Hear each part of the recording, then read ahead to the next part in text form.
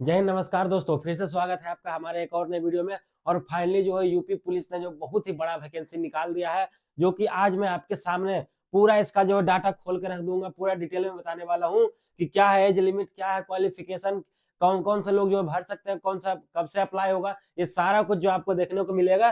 Total जो vacancy आया है वो कितना आया है, तो 60,244 वैकेंसी। इतना बड़ा वैकेंसी पहला बार आया है यूपी पुलिस में, ठीक है। इसके पिछले बार भी आया था लेकिन इतना नहीं आया था। ये जो है सबसे ज्यादा है आज तक का। तो ये जो है मौका आपको एक सीट मिल जाएगा, ठीक है। आप पहले सबसे पहले इस वीडियो को देखिए ताकि आपको पूरा पता चल जाएगा कि आप एलिजिबल है या नहीं है इस फॉर्म को भरने के लिए, ठीक है। संपूर्ण जानकारी देंगे। ऑफिशियल नोटिफिकेशन जो है इसका वो आ चुका है। चलिए अब हम लेकर के चलते हैं आपको। आप चाहें तो वेबसाइट पर भी जाकर के देख सकते हैं और बिल्कुल ही हम आसान भाषा में आपको पूरा समझा देंगे ए टू जेड, ठीक है। तो अब हम चलते हैं सीधा आपको ऑफिशियल नोटिफिकेशन के ऊपर में लेकर के।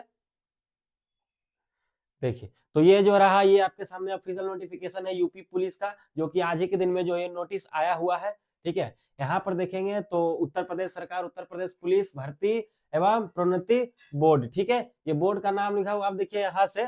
टोटल जो वैकेंसी वो कितना है, तो मैंने आपको पहले भी बता दिया कि 60,244 वैकेंसी है, ठीक है। यहाँ पर भी आप सभी लोग देख सकते हैं टोटल कितना है। देखिए यहाँ पे जो है श्रेणी में बांट दिया गया है। अगर देखेंगे तो अनारक्षित यानी कि ईयूआर वालों के लिए कितना है, तो 24,102 वैकेंसी है, ठीक है। कलर चेंज करते हैं। उसके बाद अगर आप देखेंगे ईडब्ल्यूएस के लिए, यानी ईडब्ल्यूएस के लिए कितना है, तो वो आपका हो जाएगा 6,024 वैकेंसी है। अगर अन्य पिछड़ा वर्ग के लिए देखेंगे तो ये आपका कितना है, 16,264। और अनुसूचित जाति यानी एससी के लिए कितना है, तो 12,000। और एसटी के लिए कितना है, तो 1,204। कुल को अगर आप ऐड करेंगे तो आपका जो टोटल वैकेंसी आएगा वो 60,244 वैकेंसी। ये देखिए टेंटेटिव है, ठीक है। ये देखिए आपका टेंटेटिव है। ये जो है बढ़ भी सकता है और घट भी सकता है, ठीक है। ये ऑफिशियल नोटिफिकेशन में लिखा हुआ है। तो चलिए देखते हैं। अब हम नीचे आपको लेकर के चलते हैं कि और क्या क्या जो है इसमें दिया हुआ। टोटल तो वैकेंसी में बता दिए। अगर हम यहीं पर ऑनलाइन का बात करें तो देखिए ऑनलाइन जो है 27 दिसंबर से आपका ये स्टार्ट होने वाला है, ठीक है। और कब तक चलेगा, तो 16 जनवरी तक चलेगा। लगभग लगभग जो आपको है 1 महीना से कम, मतलब 20 दिन का आप जो है समय मान सकते हैं, ठीक है। जो उतना जो है आपको समय दिया गया है, ठीक है। यानी कि जो आपका 27 दिसंबर से आपका चलेगा कब तक, तो 16 जनवरी तक आपका चलने वाला, ठीक है। देखिए नीचे में जो दिया हुआ है 3 नंबर में, शुल्क समायोजन एवं आवेदन में संशोधन। अगर आपका फॉर्म में कुछ गलती हो जाता है भरने में, तब जो आपको सुधारने का भी मौका मिलेगा 18 जनवरी को। लेकिन आप ऐसा ना करेंगे तो बेहतर रहेगा आपके लिए, ठीक है। आप जो साइबर कैफे में भरवाएंगे या खुद से भरेंगे फॉर्म, उसके ऊपर मैं एक ऑलरेडी वीडियो बना दूंगा कि जो है किस तरीके से आप अपना जो है फॉर्म भर सकते हैं, ठीक है। तो आप भी देख लीजिएगा उसका, ठीक है। अब हम चलते हैं थोड़ा सा नीचे। हालांकि आप लोग जो है गलती नहीं करेंगे, आप लोग बहुत ही ज्यादा होशियार है। यहाँ पर अगर आप सभी लोग देखेंगे तो आवेदन का जो शुल्क है वो 400 रुपया रखा गया है। कितना है, तो 400 रुपया रखा गया है एप्लीकेशन फॉर्म, ठीक है। अगर हम और नीचे चलते हैं तो जी जो भी देखिए इसमें इंपॉर्टेंट बातें लिखा हुआ होगा वो हम आपको सारी जानकारी यहाँ पर प्रोवाइड करवाएंगे, ठीक है। अहर्ताएं देख लेते हैं क्वालिफिकेशन क्या है। तो देखिए अहर्ताएं जो होता है, ठीक है, सभी में। तो देखिए पहले तो आप तो राष्ट्रीय यानी कि आप इंडियन होना चाहिए, तो आप लोग तो इंडियन है ही, तो उसके लिए बोलना नहीं पड़ेगा। भर्ती के लिए यह आवश्यक है अभ्यर्थी, ये जो बोला गया है यह होना ही होना चाहिए आपके पास, तभी आप भर सकते, तब सुनिएगा, ठीक है। पहला में क्या बोल रहा है, भारत का नागरिक हो तो है ही, ठीक है। दूसरा तिब्बत शरणार्थी हो जो भारत में अस्थायी निवास के अभिप्राय से 1 जनवरी 1962 के पूर्व जो भारत आया हो, तो वो भी जो भर सकते हैं, ठीक है। तीसरा में है भारतीय उद्भव का ऐसा व्यक्ति जिसने जो भारत में स्थायी निवास करने का जो अभिप्राय से पाकिस्तान, म्यांमार, श्रीलंका या किसी पूर्व अफ्रीका देश, केनिया, युगांडा और यूनाइटेड रिपब्लिक ऑफ जनजातियां यानी पूर्ववर्ती तंगानिका और जांजीबार से जो है प्रजनन प्रव्रजन किया हो, ठीक है। तो ये लोग भी जो है भर सकते हैं, ठीक है। ये तीन जो मैंने आपको बताया ये तो सबके पास कंपलसरी होगा, हालांकि ये तो सब इंडियन वाले लोग ही हमारा भरेंगे, ठीक है। चलिए और थोड़ा सा हम नीचे देख लेते हैं। नीचे क्या दिया हुआ है, यहाँ पे देखिए लिखा हुआ है एक चीज और, परंतु उपयुक्त सैनिक खा और गा, जो खा और गा में जो था कि अभ्यर्थियों के ऐसा व्यक्ति होना चाहिए जिसके पक्ष में जो राज्य सरकार द्वारा पात्रता का प्रमाण पत्र जारी किया हो, जैसे जो लोग भी उधर से आए होंगे हमारे इंडिया और इंडिया के जो है निवासी बन गए होंगे इंडिया के, तो उनके पास जो है राज्य सरकार द्वारा जो है पात्रता जो उनके पास में रहना चाहिए वो चीज का, ठीक है। और परंतु यह और की श्रेणी खा में अभ्यर्थियों से यह भी अपेक्षा की जाएगी कि वह जो पुलिस उप महानिरीक्षक अभिसूचना शाखा उत्तर प्रदेश से पात्रता का प्रमाण पत्र प्राप्त कर ले, ठीक है। तो वो सब तो जो एक्सेप्शनल है वो सब करेंगे, लेकिन जो नॉर्मल बंदे हैं, नॉर्मल लोग हैं, जो भी स्टेट अपना जो इंडिया के लोग हो, तो आराम से भर सकते हैं फॉर्म, ठीक है। चलिए, तो और अब हम थोड़ा सा जो नीचे चलते हैं और इसमें क्या क्या दिया हुआ है, ठीक है। यहाँ पे देखिए शैक्षणिक अर्हता है आपका, यहाँ पे देखिए क्या क्वालिफिकेशन जो है मांगा जा रहा है। तो देखिए भारत में विधि द्वारा स्थापित बोर्ड द्वारा 10वीं एवं 12वीं यानी कि 10th और 12th यहाँ पे मांग रहा है, ठीक है। कक्षा उत्तीर्ण या सरकार या तो फिर सरकार द्वारा मान्यता प्राप्त उसके समक्ष अर्हता होनी चाहिए 10वीं 12वीं, या तो फिर ऊपर उससे भी चला जाएगा, लेकिन 10वीं और 12वीं यहाँ पे ये एक अच्छा ऑफर है आप सभी लोगों के लिए। एज लिमिट भी हम बताएंगे, ठीक है, कि कितने तक जो है भर सकते हैं और आपको कैसे पता चलेगा कि हम एलिजिबल हैं कि नहीं। डेट ऑफ बर्थ चेक करने के लिए हम आपको एक वेबसाइट भी बताएंगे लाइव चेक करके, ठीक है, तो वहां पे आपको पता चल जाएगा, ठीक है। और आगे चलते हैं तो यहाँ पे देखिए क्या लिखा हुआ है कि आवेदन करते समय अभ्यर्थी को अपेक्षित शैक्षणिक अर्हता आवश्यक धारिता करनी चाहिए तथा उसकी अंक तालिका अथवा प्रमाण पत्र जो है तत्समय उसके पास उपलब्ध होने चाहिए। अपेक्षित शैक्षणिक अर्हता हेतु परीक्षा में सम्मिलित हुए अपेड अथवा सम्मिलित होने वाले अपेयरिंग अभ्यर्थी पात्र ना होंगे। जो अपेयरिंग है, जो मतलब अभी 12th कर ही रहे हैं, तो वो नहीं भर सकते, मतलब अपेयरिंग वाले नहीं भर सकते हैं। या तो आप पास है पूरा, मतलब जैसे 10th पास है तो पूरा तभी आप भर सकते हैं, तो 12th पास है तभी आप भर सकते हैं, ठीक है। ये बात भी क्लियर होगी। अगला चलते देखते हैं। आवेदन पत्र में प्रदर्शित शैक्षणिक अर्हता की यथार्थता जो है शुद्धता एवं समक्षता को सिद्ध करने के लिए अभिलेखीय साक्ष्य प्रस्तुत करने का जो दायित्व अभ्यर्थी का होगा। इस संबंध में जो बोर्ड का निर्णय अंतिम होगा, ठीक है। देखिए अधिमान अर्हताएं, यहाँ पे देखिए ध्यान से आप लोग, ठीक है। ये देखिए इतना इंपॉर्टेंट नहीं है, लेकिन ये जो आयु सीमा है ये देखिए इंपॉर्टेंट है। हालांकि एक बार हम पढ़ करके आपको बता देते हैं। अन्य बातों के समान होने पर ऐसे अभ्यर्थी को जो अधिमान दिया जाएगा, जिसमें जो है एक में दिया हुआ है DOECC, DEOACC, नाइलेट सोसाइटी से जो कंप्यूटर में ओ स्तर का जो है प्रमाण पत्र किया हो, या तो फिर दूसरा में क्या प्रादेशिक सेना में जो है न्यूनतम 2 वर्ष की जो है अवधि तक सेवा की हो, या तो फिर तीसरा में है राष्ट्रीय कैडेट कोर यानी कि क्या होता है NCC, नेशनल कैडेट्स क्रॉप्स, ठीक है, NCC का जो बी प्रमाण पत्र हो आपके पास, तो भी आपको जो छूट मिलेगा। ये जो है एक्स्ट्रा अगर आपके पास में क्वालिफिकेशन है तब आपको एक्स्ट्रा दिया जाएगा। अब कितना दिया जाएगा इसमें भी लिखा नहीं है, उस समय आपको जो है कर दिया जाएगा, ठीक है। देखिए अब आयु सीमा मेन आता है, जो सब लोग का डाउट यही आता है, एज लिमिट क्या होने वाला है। तो देखिए एज लिमिट जो है आपका भर्ती के लिए आवश्यक है कि देखिए पहला आपको जो ध्यान से सुनना है सॉरी, पुरुष अभ्यर्थियों ने जो है दिनांक 1/7/2023 को जो है 18 वर्ष की आयु जो है उनका पूर्ण जाना चाहिए, यानी कि 1 जुलाई 2023 तक आपका 18 साल हो जाना चाहिए, तभी आप इस फॉर्म को भर सकते हैं, वरना आप नहीं भर सकते। अब देखिए 1 जुलाई 2023 तक आपका 18 साल पूरा है या नहीं पूरा है, आपके डेट ऑफ बर्थ से हम आपको बताएंगे कैसे चेक करना है, बस वीडियो में बने रहिए, ठीक है। और उसके बाद 22 वर्ष की आयु प्राप्त ना हो, यानी कि 18 से 22 इसका जो है रखा, 18 से यानी 22 जो है 22 वर्ष की आयु प्राप्त ना हो। अच्छा, मतलब इतना तक जो है ना 18 तक आपका होना चाहिए, 22 आपका नहीं होना चाहिए, यानी कि 22 से कम बोल रहा है, समझ गए, ठीक है। उसके बाद है अर्थात अभ्यर्थी का जन्म जो 2 जुलाई 2001 से पूर्व तथा 1 जुलाई 2005 के बाद का नहीं होना चाहिए। देखिए यहाँ पर एक और हिंट दे दिया गया है कि 18 साल जो मांगा गया है आपका 1 जुलाई 2023 तक, 2 जुलाई 2001 से पहले का नहीं होना चाहिए, ठीक है। या तो फिर और मतलब फिर यहाँ पे बोल रहा है कि 1 जुलाई 2005 के बाद नहीं होना चाहिए, मतलब कि 2 जुलाई 2001 से लेकर के 1 जुलाई 2005 के बीच में होना चाहिए, ठीक है। ये सब डाउट क्लियर हो जाएगा। हम एक चीज आपको तरीका एक बताएंगे, ठीक है। देखिए यहाँ पे और क्या 2 नंबर में देखेंगे महिला के लिए, ठीक, ये तो पुरुष के लिए था। महिला के लिए क्या है, तो महिला अभ्यर्थियों के लिए जो है दिनांक 1/7 यानी इनका भी जो 1 जुलाई 2023 को 18 साल की जो आयु प्राप्त कर ली हो और 25 वर्ष तक की जो है आयु प्राप्त ना की हो। इसमें देखिए 25 दिया हुआ है, इसमें था 18 से कितना 22, इसमें 18 से क्या है तो 25 है, ठीक है। और उसके बाद बोला इनका जो है जन्म तिथि वो 2 जुलाई 1998 से पहले का नहीं होना चाहिए और 1 जुलाई 2005 के बाद का नहीं होना चाहिए, ठीक है। तो ये तो हम आपको क्लियर कर ही देंगे बता करके कि कैसे आपको चेक करना है।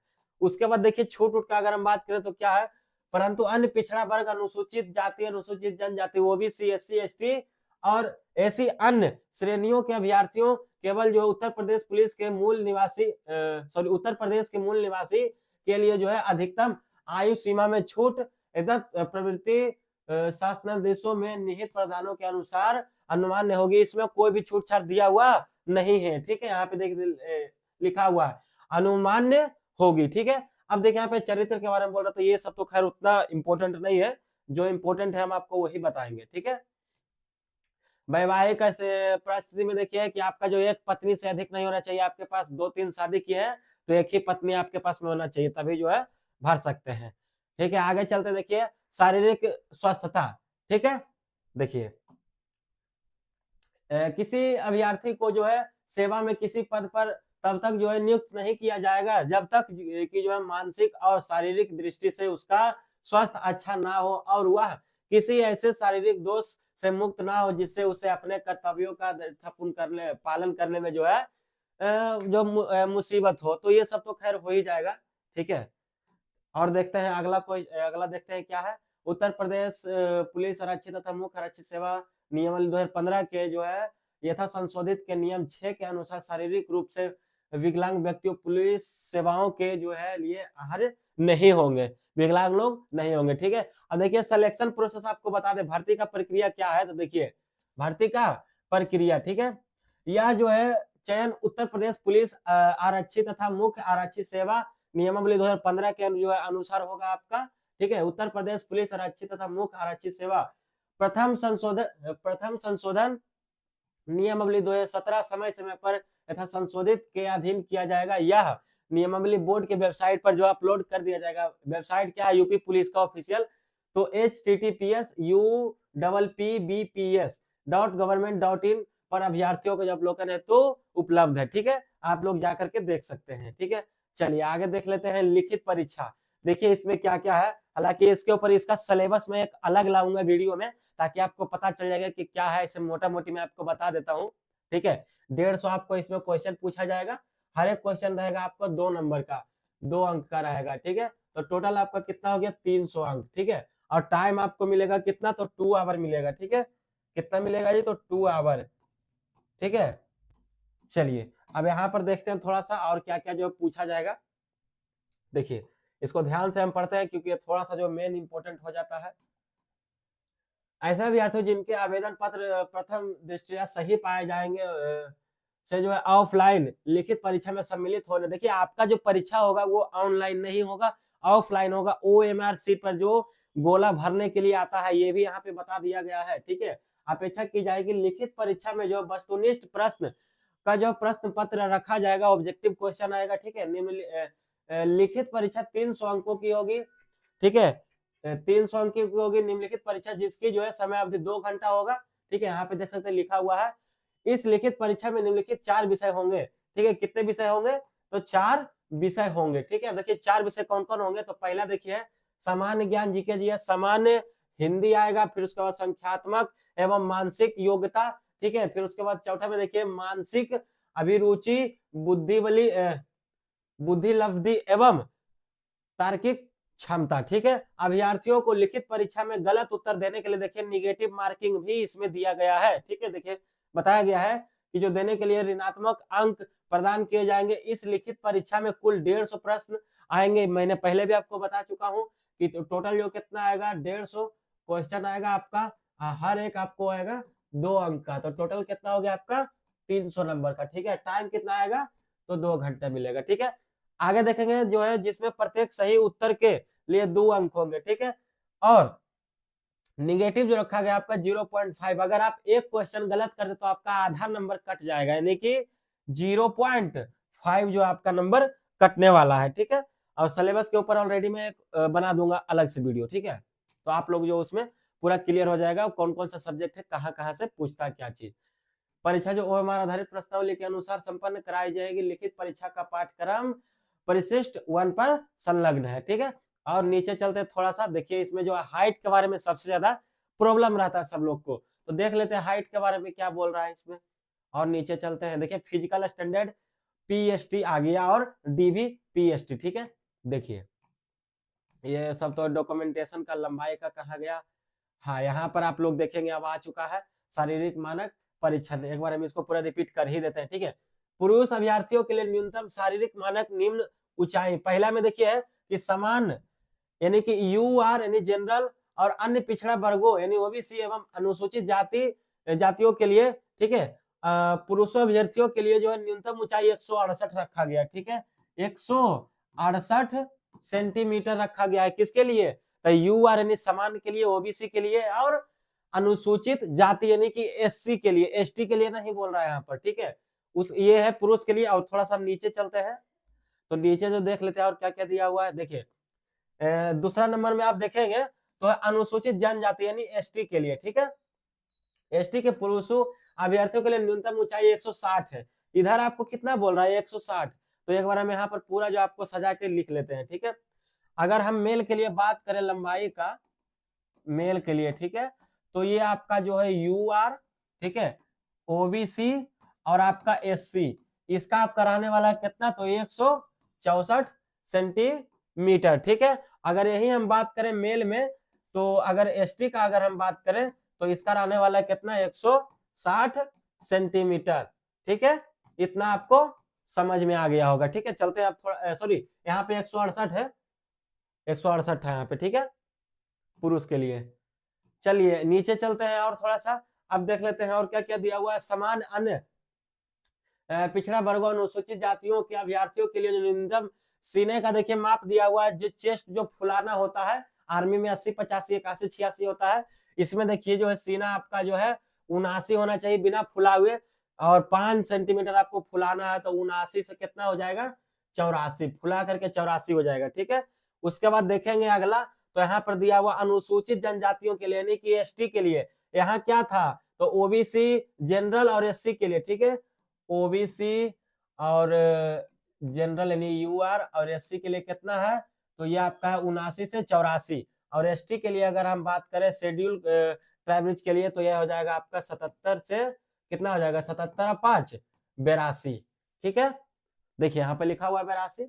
और देख लेते हैं टिप्पणी, जो न्यूनतम 5 सेंटीमीटर जो है सीने का फुलाना अनिवार्य है। 5 सेंटीमीटर आपको फुलाना ही पड़ेगा, चाहे कैसे फुलाएं। अगर आपका जैसे कि 79 यहाँ पर पुर भी रहा है, चाहे तो आपका ज्यादा काहे नहीं पुर गया, 80 काहे नहीं पुर गया, तो आपका जरूरत है 84 का, तो 4 फुलेगा, तो नहीं, आपको 5 फुलाना ही पड़ेगा, ठीक है। ये बात आप ध्यान रखिएगा। और थोड़ा सा हम नीचे चलते हैं, महिला अभ्यर्थियों के लिए देख लेते हैं, इनका तो चेस्ट नहीं होता है। समान अन्य पिछड़ा वर्गों तथा अनुसूचित जातियों के लिए जो है देखिए इसका जो है लंबाई दिया हुआ, न्यूनतम ऊंचाई कितना चाहिए? तो 152 सेंटीमीटर। जितने भी लोग फीमेल है देखिए सुन लीजिए, फीमेल, ठीक है, फीमेल का जो है यूआर, ओबीसी और एससी के लिए जो दिया हुआ है कितना है? तो 152 सेंटीमीटर, 152 सेंटीमीटर जो है आपका चाहिए, ठीक है। और एसटी के लिए अगर हम बात करें, एसटी के लिए यानी कि अनुसूचित जनजाति के लिए, तो आपका चाहिए कितना? 147 सेंटीमीटर, यहाँ पे देखिए लिखा हुआ है, ठीक है। चलते हैं अगला। मुझे आशा है कि पूरा आपका जो डाउट क्लियर होता जा रहा होगा, ठीक है। और नीचे में तो फिलहाल और कुछ दिया हुआ नहीं है, ठीक है। इसमें जो क्या दिया हुआ और देख लेते हैं। फिजिकल इफिशियंसी टेस्ट है कि जो है इस शारीरिक दक्षता परीक्षा में हार होने के लिए पुरुष अभ्यर्थियों के लिए 4.8 किलोमीटर की जो दौड़ 25 मिनट में। हाँ देखिए, ये आपका रनिंग का भी बात करते हैं, ये सब तो बाद में देखा जाएगा, पहले आपको एग्जाम देना है। तो 4.8 किलोमीटर यानी कि 4 किलोमीटर और 800 मीटर का रनिंग होगा 25 मिनट में, ठीक है। और चलते हैं आगे, देखते हैं क्या क्या है, ठीक है। चयन तथा प्रक्रिया ये तो मैंने आपको बता ही दिया। और देखते हैं और क्या क्या दिया हुआ है। लंबा एवं क्षैतिज आरक्षण केवल उत्तर प्रदेश के मूल निवासी अभ्यर्थियों को ही अनुमान है, अनुसूचित जातियों के लिए। और इसमें कुछ जो है इंपॉर्टेंट दिया हुआ नहीं है, थोड़ा सा एक चीज और यहाँ पे है, लंबत और आरक्षण, ठीक है। आरक्षण जो दिया हुआ है किसके लिए? देखिए श्रेणी में जो है अनुसूचित जाति यानी एससी वालों के लिए कितना है? तो 5 वर्ष का छूट दिया हुआ है, ठीक है। अधिकतम आयु सीमा में छूट 5 वर्ष, जो कि आपका प्रमाण पत्र होगा तभी आपको मिलेगा 5 वर्ष का छूट, ऐसे नहीं मिलेगा, ठीक है।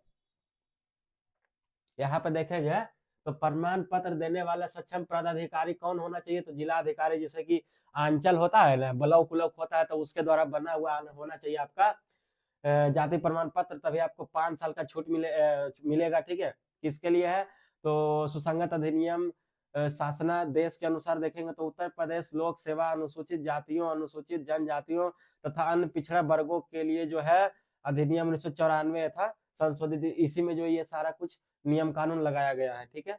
आगे और चलते हैं थोड़ा सा हम, तो यहाँ पे देखिए वो तो 5 वर्ष था, इधर अगर एससी के लिए बात करें तो कितना था 5 वर्ष, और एसटी के लिए बात करें तो ये आपका इसमें है 2 वर्ष, देख सकते हैं, सॉरी 2 वर्ष नहीं है, यहाँ पर भी 5 ही वर्ष है। एक बार देख लेते ऊपर में क्या था इधर, अच्छा हाँ 5 वर्ष है। और अन्य पिछड़ा यानी कि ओबीसी एससी एसटी के लिए कितना है देख सकते हैं, अन्य पिछड़ा वर्ग तो 5 वर्ष के लिए, ठीक है। जाति प्रमाण पत्र आपका बनना होना चाहिए। तो चलिए ईडब्ल्यूएस का कुछ नहीं दिया हुआ है छूट वगैरह, और बाकी जो है इसमें कुछ इंपॉर्टेंट तो अब है नहीं, क्योंकि जितना भी था मैंने आपको जो है लगभग पूरा बता ही दिया, ठीक है। चलिए तो इसका जो फॉर्म 27 दिसंबर से जो भरा जाएगा, ठीक है। फिर से हम चलते हैं पीछे की ओर, चलते हैं थोड़ा सा और बताते हैं आपको, ठीक है। यहाँ पर आप सभी लोग देखेंगे तो जो आपका है कब से भरा जाएगा फॉर्म, तो 27 दिसंबर से, ठीक है। 27, 12, 23 से आपका भरा जाएगा और चलेगा कब तक, तो 16 जनवरी 2023 तक, ठीक है। तो चलिए 27 तारीख को जो आपको वीडियो मिल जाएगा कि कैसे आपको ऑनलाइन फॉर्म भरना है उत्तर प्रदेश पुलिस का, और एक इसके बारे में जो है सिलेबस पूर्ण रूप से हम व्याख्या करके जो आपको उसका भी वीडियो प्रोवाइड करवा देंगे, ठीक है। वीडियो अच्छा लगा तो लाइक कीजिएगा, चैनल पर नए हैं तो सब्सक्राइब कीजिए इसी तरीके के वीडियो देखने के लिए। चलिए फिर से मिलते हैं अगले वीडियो में। जय हिंद, जय भारत।